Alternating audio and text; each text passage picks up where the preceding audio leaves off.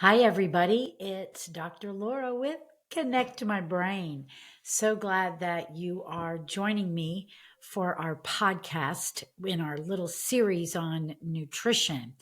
And we have been going in many different directions and not just creating another kind of conversation just about food, just about labs, but pulling in some incredible people like James Roguski and Amy Kelly from Daily Clout. James Roguski was talking to us about everything that's going on at the World Health Organization. And I really do feel very strong that it is so important for us to realize, I like to call it the back office of what you have to know in order to make great health decisions. It's not just about talking about a label. It's not just talking about another diet. It's not just talking about here's the only foods that you should eat. But there's many other things that influence our world and what is being imposed on us and how this is going to impact our life. I think that's one of the things I really pride myself on in the office is we really work to educate. And one of the questions that comes up quite frequently is, if my child comes to your program and they go through the program, are they going to need a booster? Well, when you're really going back to the origins of development and you are looking at all the potential red flags that existed for a child and you correct those, these are very long lasting effects. I had in with one child in this is now my fifth year at this office, 27 years in practice, maybe even now going on 28. But I had one child that did come back for a booster, and it was a equal decision because there had been a life-changing event in their lives, and it really impacted the child emotionally. And we came back and we spent maybe 6 weeks together. And then this young man looked up at me and just said, "Hey, do I have to keep coming back?" Well, that is a typical kid asking a typical question. And you knew at that point that the balance had been brought back and he could go back and recall and use the tools that he had learned before on a subconscious level, not necessarily all the consciousness stuff, but on a subconscious level in order to get past an emotional upheaval and get back on track and be able to look at life even when we have those moments where there are really significant events that all of us have to go through. But what an incredible experience as a child to learn that you can have an event. It's okay to feel what you feel. Let's just kind of reboost that brain a little bit. And then you're right back on track. And it's not that he never thought about it again. You can't unthink things that you've been through, but it's about learning the strategies on how to walk through something. And I certainly know that each and every one of us have gone through many things and we will still go through others. But if we can have a set of strategies that we utilize in order to walk through those moments that are hard and to learn that as a child, wow. I know that I wish I had had those tools when I was a kid. So here's the other thing, how it relates to nutrition. So before I was talking about coming back and doing a reboot with neurofeedback. What about the body. So today, what I thought I'd like to focus on, it's a few parts. I want to focus on a particular lab. So for the podcast audience, I've got literally a picture of a stool test, the results of a stool test that I really want to focus on. And I want to tie it back to children. And I'm going to bring many pieces about the child's gut into our thought discussion for today. So, when we do a stool test, we can collect either a 1 day, a 3 day. When you potentially have parasites, you have to do at least 3 days. Sometimes you might hear that a stool test isn't really going to give you the results for parasites. It will, but you have to collect over several days. And that way you can catch a parasite actually coming out or even an egg. And that way you know definitively that there is a parasite. And I do really believe in taking this approach, especially with children, because sometimes these kids are being put on so many different things at one time that it's hard. It's hard on their bodies. Children really do best with a few things at a time, and then look to see what actually happened, because what we're really trying to accomplish is to go in and correct a pathway of elimination. And there's a couple of different stages to elimination. So if we can first work to improve elimination and diminish the insult, then that allows the body to heal. And ultimately, we really want that to be the number one goal, is to allow the body to heal so that you can detoxify the way you are innately designed. We have to be really careful with detoxification protocols. If we follow how the body works, we have a much greater chance of healing properly. If we try to rush it, if we try to force it, we can literally cause more stress on the system, and it can literally cause different parts of that elimination pathway, different parts of the elimination anatomy to become leaky and cause things to get leaked back out in the system, reabsorbed back into the system. And then, unfortunately, people, they don't feel like these approaches on maybe a more holistic or an alternative side are working. But if we approach it from the way the body is designed, and our elimination system is absolutely designed to do the work, but it should be done slowly, not abruptly.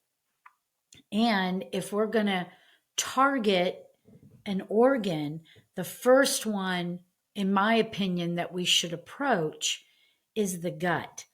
So if we heal the gut, if we improve absorption, if we recolonize the microbiome, we allow then to take a stressor off of the system, and the body can begin to digest and eliminate as it is designed to do. So I wanted to look at the results of a particular stool test. And this is a child who came to the office.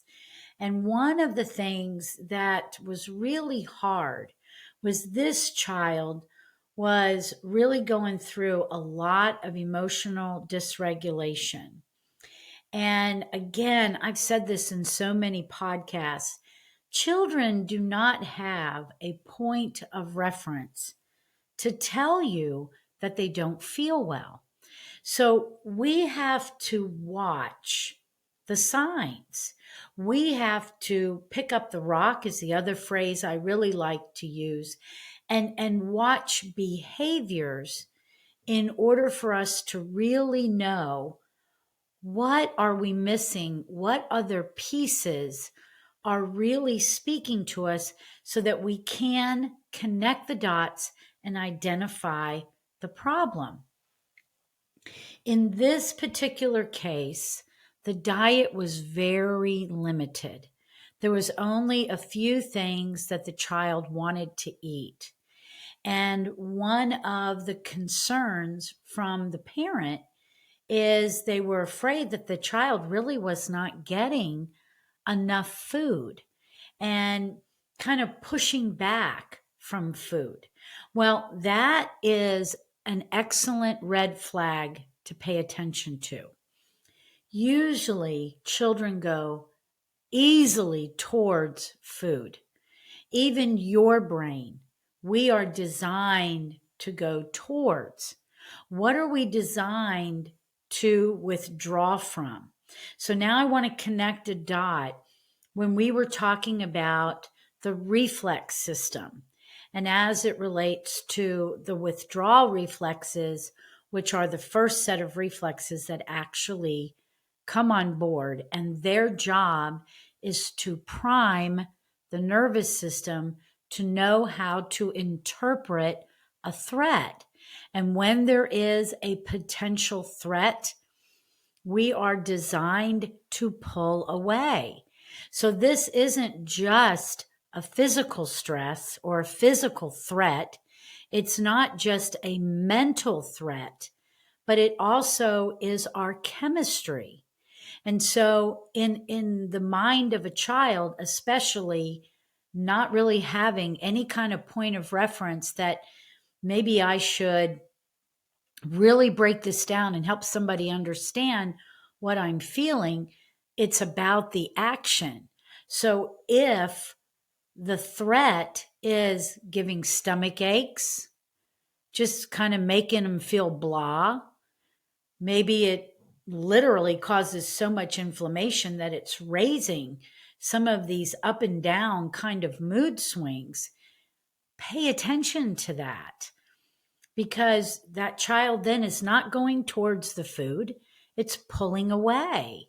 So again, I think we really need to open this perception of understanding how the body is a mechanical being, it is a chemical being, and we have our brain so that we understand how these components work together.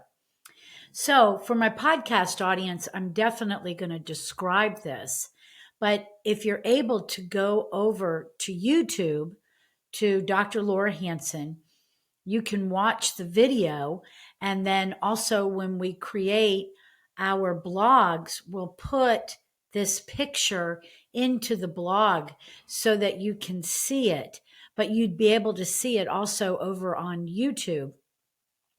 So it's gut commensal. So this is really the summary box.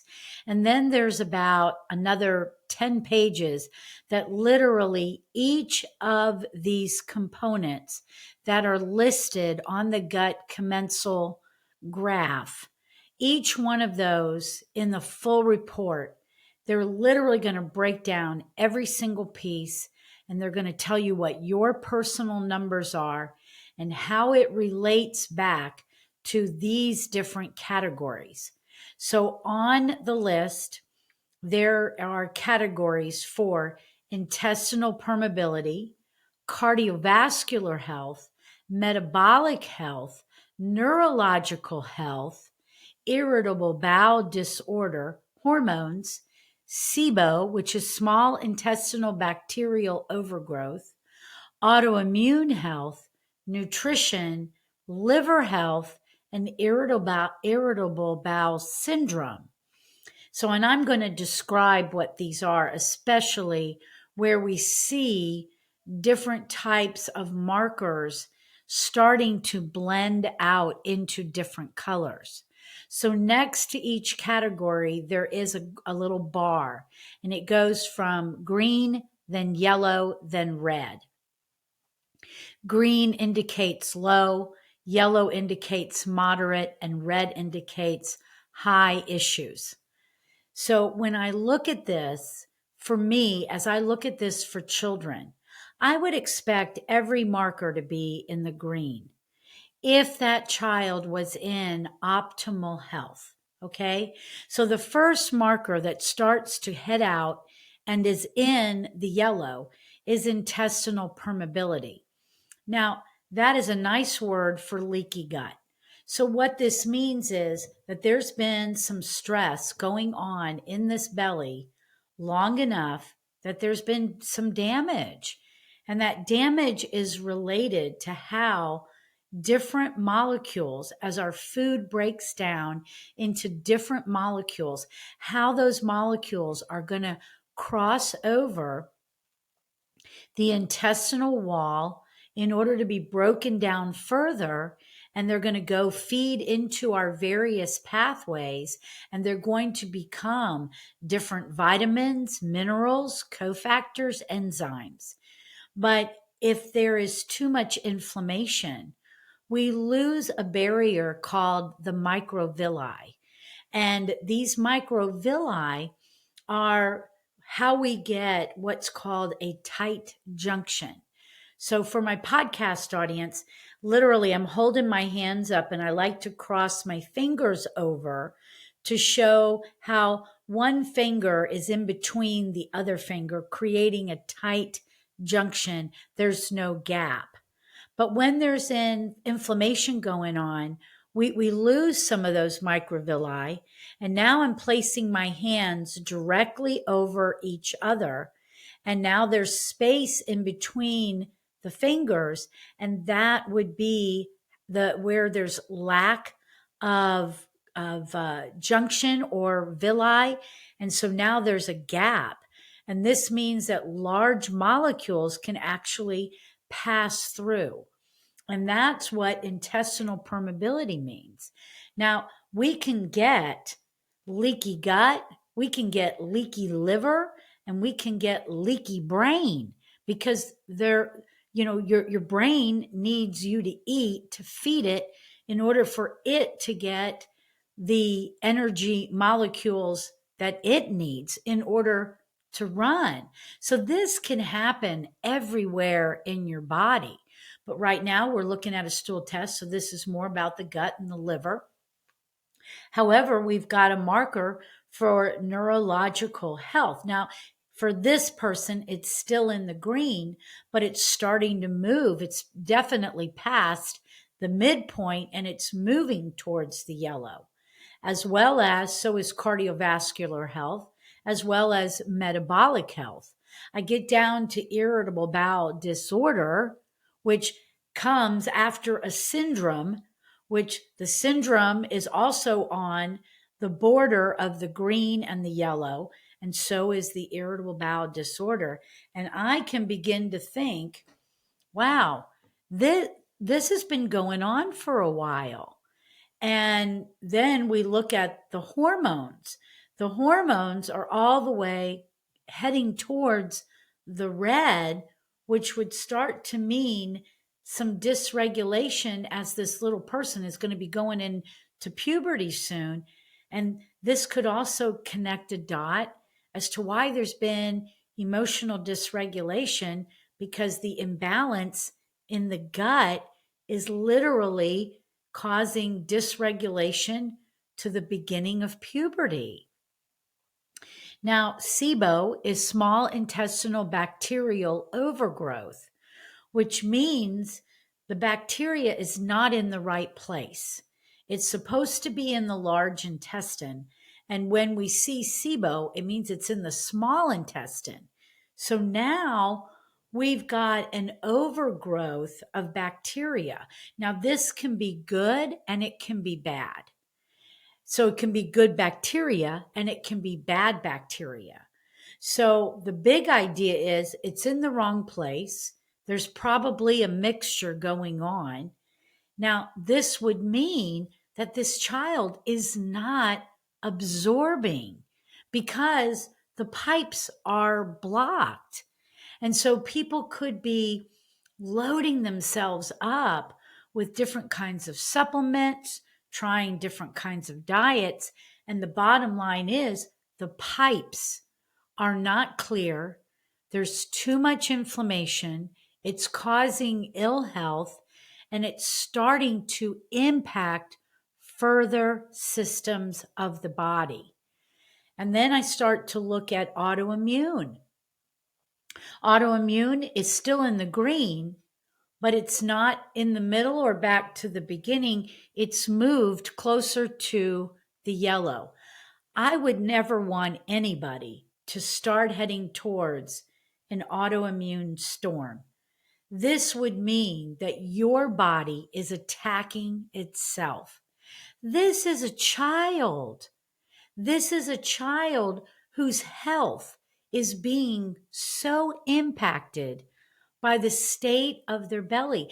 And this is not a situation where there isn't a lot of effort to eat right and do the right things. Not at all. So you can have the best of intentions. You can really be trying to do certain things by adding different types of supplements into the equation. Let's tie in probiotics right now. Every time I turn around, people are living on probiotics. Now, I'm going to be the first one to tell you probiotics are fantastic, but probiotics work when you're taking them. If I have ill belly health and I'm trying to throw more probiotics on it, and this is still the outcome I'm getting, then we're not getting anywhere. We're not changing the microbiome. We are literally putting a band-aid on a situation. We don't want to live on probiotics. You are meant to have a healthy microbiome and allow food, certain kind of probiotic enhanced foods, in order to feed the existing bacteria, in order to colonize for yourself. That is the way the belly is designed. So learning how to approach what to do, if you have a picture of what's really going on, you can make a definitive plan that is going to then get the kind of results that you're looking for. So in addition to what we've seen so far, we also have a marker in the yellow for liver health. And I do think sometimes we've got to approach the liver specifically, but especially in a child, I would absolutely start with the gut. I think it's the safest place, especially for a child, with a very moderate kind of a program that is designed to clean out those pipes. Once you get that process moving forward, then you literally begin to refertilize the terrain. And that is going to allow you to rebuild the microbiome and start down a path of change and better health, better absorption. Now, in many situations, when I see this kind of a profile, I'm not going to put in a ton of other supplements because I think you're wasting money. And I think it literally can have the tendency to cause a little bit more inflammation because the body just doesn't know what to do with all the added input. I think first trying to heal the gut and bringing that child towards a healthier diet over a period of time, it has proven to be one of the most successful ways in order to approach gut health. So let's kind of focus the rest of the time together on a couple of other situations that may spark some interest in you to look under the rock of your own child. You know, many people try many things. We have another case that we're working on that I just didn't feel like was moving at the speed in which it should have been moving. And to me, the child was still really expressing a lot of moodiness, brain fog, and to me, something else was going on. And one of the things that I also pride myself on is it's so important to be available to the parents. You know, over the years of doing this, I've heard, you know, Dr. Hanson, you're so busy. I don't want to bother you. We've already done this. We've already done that. But that can never be the approach. You know your child better than anybody. You are around your child more than anyone. Most of the time, I'm only getting to see these kids twice a week. I'd really love for kids to come in more, especially when they have breaks. Summertime. Summertime is a fantastic time to go into a program like this. And I realize it's vacation and those things are definitely important and you can definitely take a little vacation in the summer, but it's the easiest time for the child to be able to step into a program and really have the opportunity to work on themselves without the added stress of academia. Our schedules are a little lighter and it's easier to teach parents about, you know, different types of food direction. And one of the things that we really work on, we do a 3-day food log, and I don't have a goal to try to make everybody eat tofu burgers. I don't eat tofu burgers. So if I can learn how your family eats, it's a much easier way to guide you on how to change the diet, how to incorporate the changing of food with the whole family. I never think a child should be held out by themselves. It's really, I think, a much smarter approach to have the whole family get involved, try new recipes, do family cook night, and somebody come up with a recipe. You can always look at your labs to see what you can have. There's plenty of ways to substitute. There's plenty of ways to substitute today. It was much harder years ago, but today it's really quite easy. And make it fun, make it light. And maybe somebody creates a recipe and cooks it, and then the family, you know, get some cooking hats, some aprons, and then you cook it, and then, you know, hold up scorecards. Who likes this recipe? Make it fun. Our food should be fun. The other thing that I think is sometimes really hard for families in the food is we want our kids to be able to go to places and enjoy a birthday party. Maybe it's at a jumpy place, maybe it's at somebody's house, and maybe not everybody is working on their nutrition like you are. Well, this is where we make hard decisions.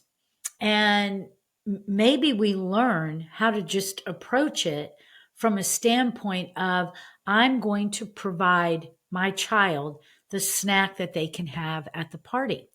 And this is leading to another component that I do want to pick up that rock and really encourage parents to know what's going on. Yes, it is hard. It is hard, especially from second grade to the second year in college. Kids want to be like their peers. It is a social thing. And it's totally understandable. But if that child really has something going on, maybe there's, eczema on the skin. Maybe they're just, very lethargic and low motivation. Maybe they maybe they're doing poorly in school. Maybe they've heard if they have one more issue, they're out of school. They'll have to go somewhere else. This has happened to many children I've known over the years. So when I'm looking at these kinds of issues, this is where we have to get our child involved in the plan. You can't change from the periphery. You've got to be an active participant in order to make the change. And if the child has stuff on their skin, approaching them, this is to get rid of what's on your skin. Maybe we've got to do 3 to 6 months one way. And I'm not telling you then you just bounce right back to the way that you were eating. But there's so many changes that go on when you change that diet. You change the crave. You change the environment inside of the gut. And that child begins to have a different palate. Most of the time, even adults, you're feeding an environment in your gut. And I just showed you the list. And if this can happen to a prepubescent boy, what do you think might be happening to you? And this is why embracing this idea of everybody doing it together.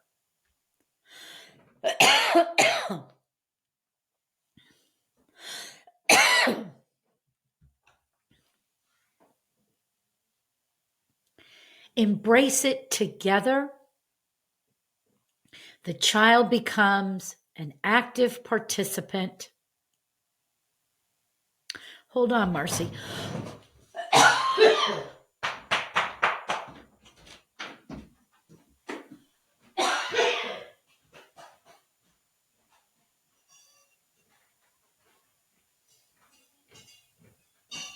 Yeah, I just needed some water.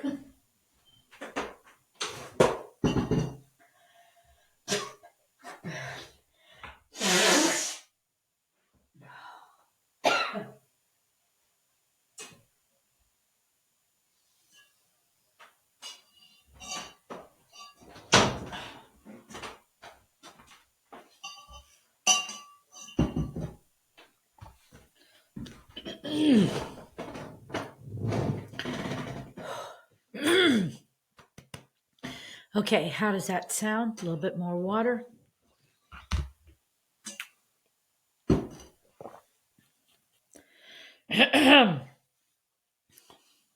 Okay, we're going to pick it up.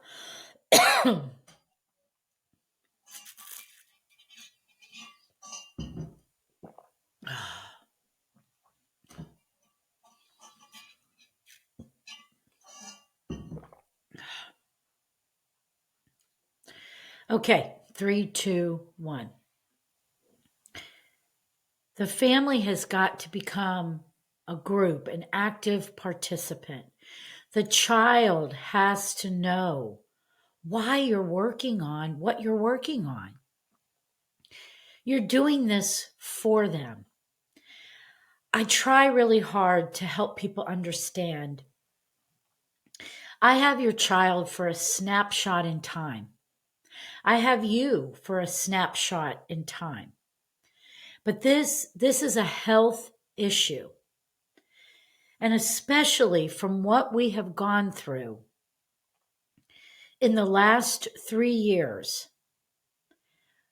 health has got to be our primary focus, because I don't think we're completely out of the woods yet. And it isn't about a virus hanging around, but it's more about what's potentially coming our way from even some of the other podcasts that I've done with James Roguski and Amy Kelly. We have to be in the know. We have to help our children be strong. And when they're learning to work on themselves, it's going to carry very far in their lives. It doesn't mean that you can never have a treat, but you may have to go through a period of time that you heal all those categories that we just looked at on a young boy. If nothing would be done for that child, his immune health, his neuroimmune health can be greatly compromised. Teaching our children even about the social component of eating. Recently, I had a mom, her and I were talking because I just didn't feel like things were progressing. And it comes to find out that several of the things that we had been focused on over the last several months were not matching all of the work that we had been putting in to the case. And what we came to learn was the child had been going into the cafeteria at school and buying breakfast with his buddies. It's a very normal, typical thing that a child does. But the parents didn't have an opportunity to know how far and how long this had actually been going on. So there can be things that are going on in the, I like to call it the back office, that play a huge part in making progress, in reaching the goals that you're going after, and how certain things can really be insulting all of the efforts that you're trying to put into your child or even yourself. Unfortunately, today, I still feel like our school systems don't get it about how far-reaching food can impact the well-being and the cognitive function of our children. There's still candy, almost like Pavlov's dog. If you do this right, you get this piece of candy. We absolutely will put up every wall about a peanut allergy. But what about sugar? Every one of those categories that I shared with you just a few moments ago, every one of them are escalated by sugar. And sugar is sugar, but lots of food breaks down to sugar.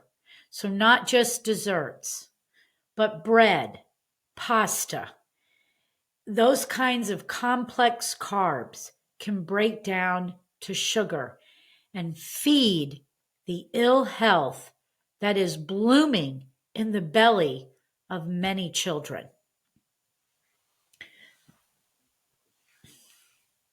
You can always do something about this.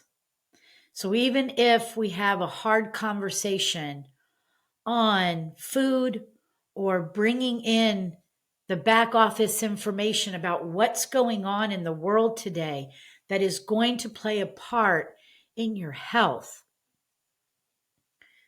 let's know that we can be empowered and we can change this through education and strength to be able to stand up to many different situations and begin to educate ourselves, our children, about where health comes from and even how fun it could be to learn how to make something healthy that tastes good.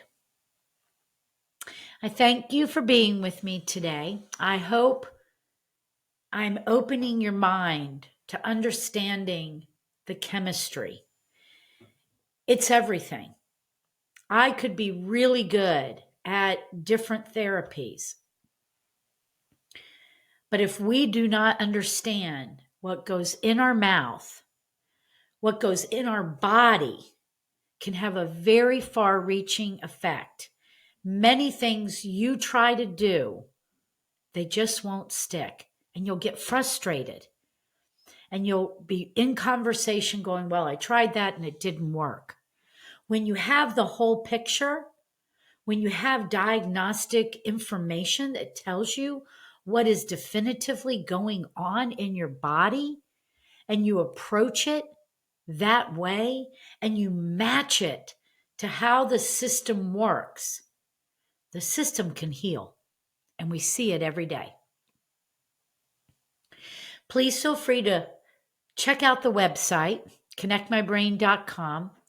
There is a lead sheet that you can fill out